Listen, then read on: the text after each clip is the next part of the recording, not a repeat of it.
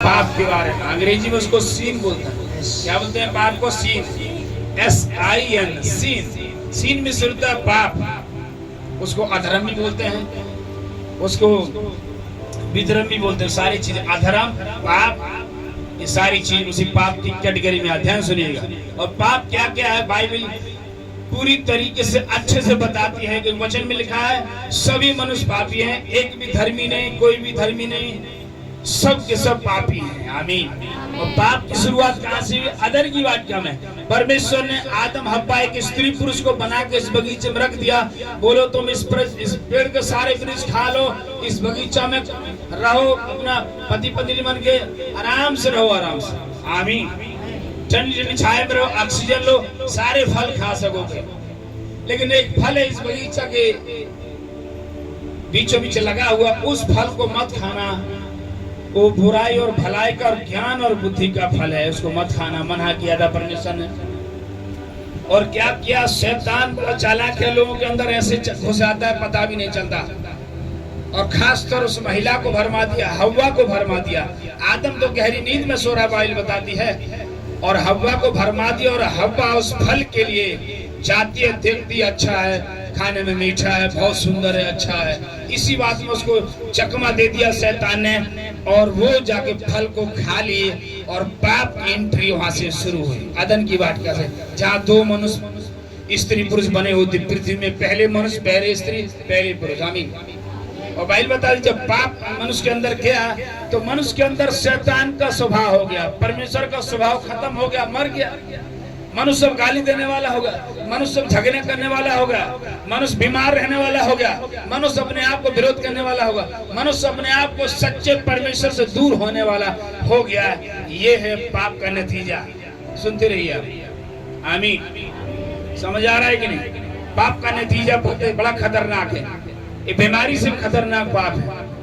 ये अपने लोग अपने में लड़ने लगे। आदम हव्वा ने पाप किया, आगे चल के उनके बच्चे पैदा हुए, बच्चे पाप के द्वारा पैदा हुए तो दोनों बच्चे मर गए। और एक बच्चे ने एक बच्चे की पहली हत्या कर दी। दुनिया की पहली हत्या वहां पर हुई और वो बड़ा पाप हो गया। तो वहां पृथ्वी वहां से श्रापित हो गई। परमेश्वर ने क्या श्राप दिया?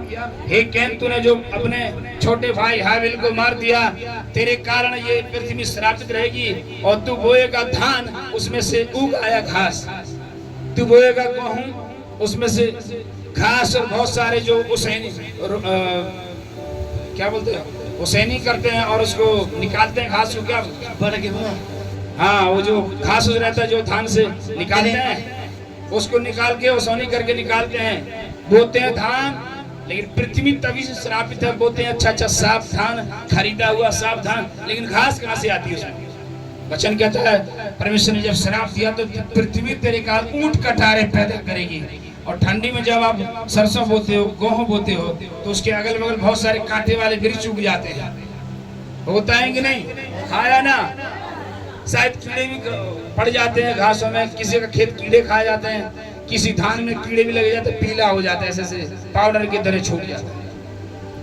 ये सब का एक ही रिजल्ट है, वो है पाप। पाप बड़ी खतरनाक चीज है। इसलिए परमेश्वर ने पाप के लिए इतना खतरनाक मौत अपने आप को लिया। पाप से बचा मैं भले मर जाऊं। आमीन। पाप से लोग बचाए जाएं और मैं भले स्वर्ग छोड़कर आना पड़े, पाप से बचाने के लिए यीशु मसीह आया। आमीन। हालेलुया। और जो पापी है पाप में ही रह गया, परमेश्वर को नहीं जाना, परमेश्वर पर विश्वास नहीं किया, तो उसके लिए मजबूरी में परमेश्वर को नर्क बनाना पड़ा। परमेश्वर को नर्क बनाने की शौक नहीं थी। लेकिन जो लोग परमेश्वर के साथ नहीं आना चाहते, शैतान के पास ही रहना चाहते, तो उसके लिए और शैतान के लिए तो भाई नरक एक जगह तो बनानी पड़ेगी। आमीन। आपने दो चीज रखा, एक जगह गाय पाला, एक जगह बकरी पाला, तो उनके लिए दोनों कमरा रखना पड़ेगा। एक में गाय रहेगी, एक में बकरी रहेगी, दोनों इकट्ठी नहीं रहेंगी। एक में कुत्ता रहेगा, एक में बिल्ली रहेगी। आया ना? ऐसे ही धर्मियों के लिए परमेश्वर ने स्वर्ग बनाया और पापियों के लिए नरक बनाया। और नरक में थोड़ी सी बताना चाहता हूँ। नरक में भाई बता दे, आग की झील है, किचुआ का बिछौना है और कीड़ा का उड़ना है। कीड़ा का बिछौना, किचुआ का उड़ना। वहाँ के कीड़े आग में है लेकिन मरते नहीं। नरक के बारे में तो हम किसी और दिन प्रचार करेंगे, लेकिन आज पाप के बारे में बताना चाह रहे हैं, क्योंकि बाइबल बताती है पाप की मजदूरी मृत्यु है।